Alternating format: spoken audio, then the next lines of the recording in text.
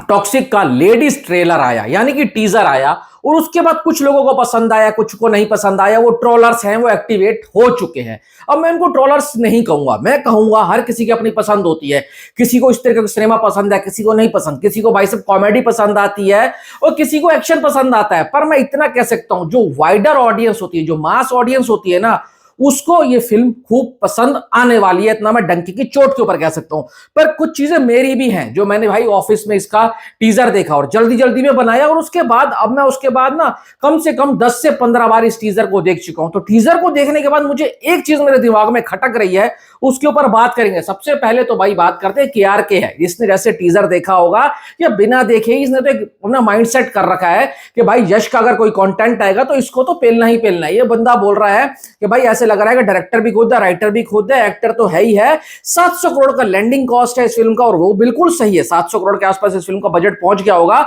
ये वाहियात फिल्म होने वाली है। उसके ऊपर से कुछ यूट्यूबर्स के भी भाई साहब रिएक्शंस आ रहे हैं, मैं उसके ऊपर नहीं जाऊंगा। देखो, कभी चीज मुझे नहीं पसंद आती, कभी किसी और को पसंद आती है, तो इसका मतलब आप हेटर नहीं हो जाते। मैं कहता हूं हर किसी को अपना हक होता है अपनी बात को रखने का, सही तरीके से अपने बात तक पहुंचाने का। अब कुछ यश के जो फैंस होंगे उसको तो पसंद आएगा, पर यहां पर मैं एक चीज कहना चाहूंगा जो बहुत जेन्युइन है।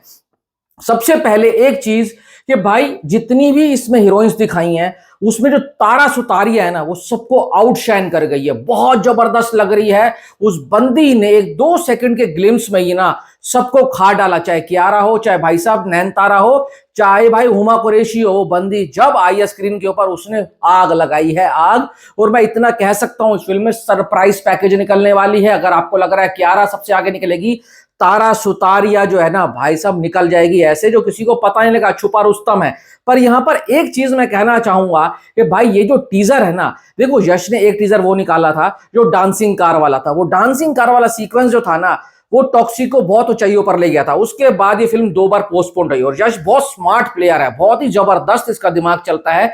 इसको पता है अब फिल्म को रिलीज होना है 26 जून को, अब 26 अगस्त को। 26 अगस्त को रिलीज से पहले इस फिल्म की हाइप को उसी तरीके से पहुंचाना होगा जो उस वक्त के ऊपर थी। क्योंकि उस एक सीक्वेंस ने ये तो दिखा दिया था कि फिल्म के अंदर भर भर का न्यूड सीन होने वाले हैं, न्यूडिटी होने वाली है, टॉक्सिसिटी होने वाली है। और यहां पर एक बार फिर से उन्होंने ये प्रूव करा है कि आप जितना सोचकर आ रहे हो, आपको उससे कहीं ज्यादा मिलने वाला है। पर यहां पर जो टॉक्सिक की राह है ना, हिंदी मार्केट में आसान नहीं होने वाली है। ये आ रही है 26 अगस्त को। 28 को आ रही है ईठा। ईठा का जब से टीजर आया है ना, वो भाई साहब यूट्यूब के ऊपर ट्रेंड कर रहा है। और भाई अगर आपको लगता है कि श्रद्धा कपूर एक छोटी मोटी एक्ट्रेस है, तो ये आपकी गलतफहमी है। वो भाई शाहरुख खान है, हीरोइनों की शाहरुख खान। वो अंती 3 से 4 साल में एक कंटेंट लेकर आती है, पर जो लेकर आती है वो धमाकेदार लेकर आती है। देखो, टॉक्सिक को हिंदी वर्जन में पब्लिक देखने जाएंगे, और अगर टॉक्सिक थोड़ी सी भी डाउन निकलती है, उसके बाद आती है ईठा। उसके एक दिन बाद ही आ रही है। और ईठा अगर बढ़िया निकल जाती है, तो मैं आपको डंके की चोट के ऊपर कह सकता हूं, ईठा सारी की सारी टॉक्सिक की हाइप खा जाएगी। और एक और बात बताऊं आपको, 4 सितंबर को आ रही है कौन सी, वो अपना मिर्जापुर द मूवी। उस मूवी को डिस्ट्रीब्यूट कौन कर रहा है? उस मूवी को डिस्ट्रीब्यूट कर रहे हैं AA फिल्म्स, यानी कि अली ठडानी। और उसके बाद 11 तारीख को आ रही है हैवान, जो कि प्रियदर्शन डायरेक्ट कर रहे हैं। और उसका प्रोडक्शन हाउस पता है कौन सा है? उसका प्रोडक्शन हाउस है KVN। आपको लग नहीं रहा? एक डिस्ट्रीब्यूटर जो भाई साहब 5-6 दिन पहले एक पिक्चर लेकर आ रहा है, उसके बाद एक और अपनी बड़ी पिक्चर लेकर आ रहा है, और जो प्रोडक्शन हाउस जिसके 700 करोड़ रुपए लगे हुए हैं, वो मात्र 12 से 13 दिन में ही अपनी एक और बिग बजट फिल्म लेकर आ रहा है। कहीं ऐसा तो नहीं है यश और KVN के बीच में सब कुछ सही नहीं चल रहा है, और भाई साहब अब इनके बीच में तनातनी हो चुकी है? पर यहां पर एक बात जो मुझे नहीं अच्छी लगी इस टीजर में, मैं वो साफ साफ कहता हूं।